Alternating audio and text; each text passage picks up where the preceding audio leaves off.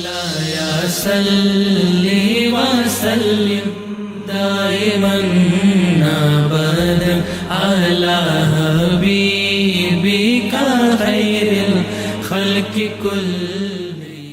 ہماری مرضی تو شہر بھی تمہارا ہے، اپنی مرضی چلاؤ. پھر تمہاری مرضی تو اتنی نہیں چلتی، ایک ٹانگ اٹھاؤ دوسری نہیں اٹھا سکتے تم، دونوں ٹانگیں اٹھا کے دکھا دو تمہاری مرضی ہے. تو کون سی تمہاری مرضی ہے؟ بھی نیند آ رہی ہے، نیند کو کہو کہ نہ آئے، بھوک لگی ہوئی ہے کہو کہ نہ لگے، تمہارا جسم تمہاری مرضی ہے نا، اپنی مرضی چلا کے دکھاؤ. تم کہاں گئی تمہاری مرضی؟ ہماری مرضی ہے. بیماری آ رہی ہے، بیماری کو روک کے دکھاؤ. تم یہ دوائی کھانا بھی منت ترلے کرنے والی بات ہے بیماری کی، ہے یا نہیں ایسا؟ منت ترلے دوائی کھلا رہے ہیں، جیسے بچے کو کھلاتے ہیں نا، بیٹا سو جاؤ تم یہ کھا لو. بیماری کو بھی یہی کیا کیا کہ روانہ کر رہے ہیں. بیماری ان کو بھی لگتی ہے تو کئی مہینے تک جس طرح باقیوں کو لگتی ہے نہیں جاتی، اسی طرح بیماری بھی ان سے جناب، ان کے ناک کی لکیریں جناب مروا کے پھر جاتی ہے بیماری ان کی بھی. تمہارا جسم تمہاری مرضی تو کر کے دکھاؤ نا، پھر اپنی مرضی اوڑھ کے دکھاؤ ہمیں بھی.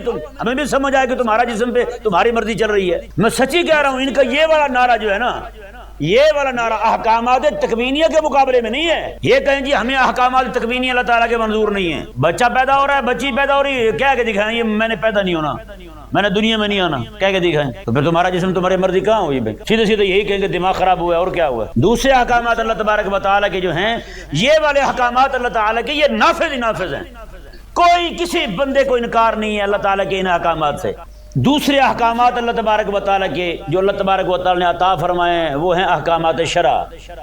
یہ اللہ تبارک و تعالیٰ نے ہر دور میں اپنے انبیاء کرام علیہ السلام کو عطا فرمائے، اور ہر نبی کو یہ حکم دیا گیا کہ ان احکامات کو نافذ کر دیجیے لوگوں پر. اور یہ ان احکامات کا نفاذ جو ہے یہ لوگوں کی مرضی پر منحصر ہے، لوگوں کی مرضی پر منحصر ہے. یعنی دنیا کے اندر اللہ تبارک و تعالیٰ ان سے پوچھے گا نہیں کہ یہ تم نے کیوں کیا، یہ میرا حکم مانا یا نہیں مانا. یہ پوچھنے کا دن اللہ تبارک و تعالیٰ نے قیامت کا مقرر فرمایا. بس قیامت والے دن اللہ تعالیٰ پوچھے گا ہاں بھی کیا کیا تم. دنیا میں اللہ تعالیٰ نہیں پوچھے گا. ہاں یہ ضرور ہے، جو بندہ ان احکامات کو مانتا نہیں ہے نا وہ مسلمان بھی کوئی نہیں، چاہے ان کا تعلق جو ہے وہ اجتماع کے ساتھ ہو، چاہے ان کا تعلق جو ہے وہ فرد کے ساتھ ہو. یعنی ایک بندہ جو ہے اس کو احکامات متوجہ ہو رہے ہیں اور وہ نہیں مان رہا، وہ بھی مسلمان کوئی نہیں. جماعت کی طرف متوجہ ہو رہے ہیں احکامات، وہ نہیں مان رہے تو وہ بھی پکڑے جائیں گے قیامت والے دن. وہ بھی مسلمان کوئی نہیں، نہ یہ مسلمان ہے نہ جماعت مسلمان ہے. یعنی نہ فرد مسلمان بنتا ہے ان کے بغیر، نہ جماعت مسلمان بنتی ہے اس کے بغیر. اب دیکھیں پوری دنیا کے اندر اس وقت، صرف پاکستان کی بات نہیں کر رہا ہوں، پوری دنیا کے اندر اس وقت حکومت کس کی چل رہی ہے؟ کفر کی چل رہی ہے. کس کی چل رہی ہے؟ احکامات شرع کے مقابلے میں احکامات کفر آ گئے. رب تبارک و تعالیٰ کی مرضی، منشا، مشیت، رضا اس کی یہی ہے کہ اللہ تبارک و تعالیٰ کے احکامات چلیں. کس کے احکامات چلیں؟ اللہ تعالیٰ کے احکامات چلیں. اللہ تبارک و تعالیٰ نے فرمایا کہ چور چوری کرے اس کے ہاتھ کاٹ دو.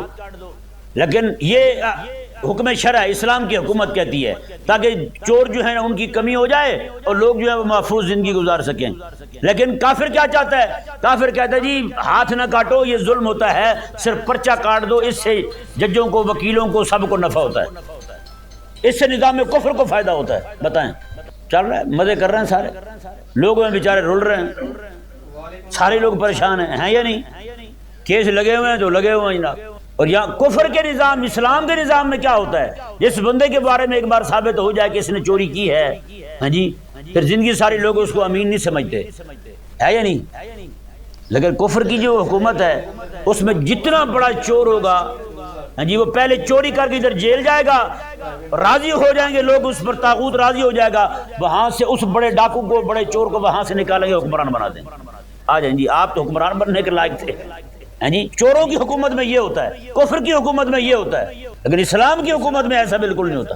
جنہیں سمجھ آیا مسئلہ؟ تو اللہ تبارک و تعالیٰ کے جو احکامات تقدیری ہیں وہ تو جبراً نافذ ہی نافذ ہیں، ان کو کوئی روک نہیں سکتا.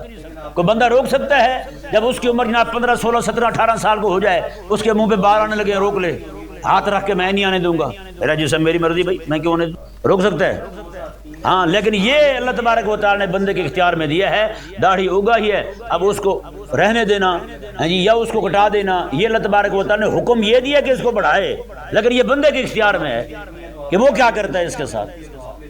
مولاي صل وسلم دائما ابدا على حبيبك خير الخلق كلهم.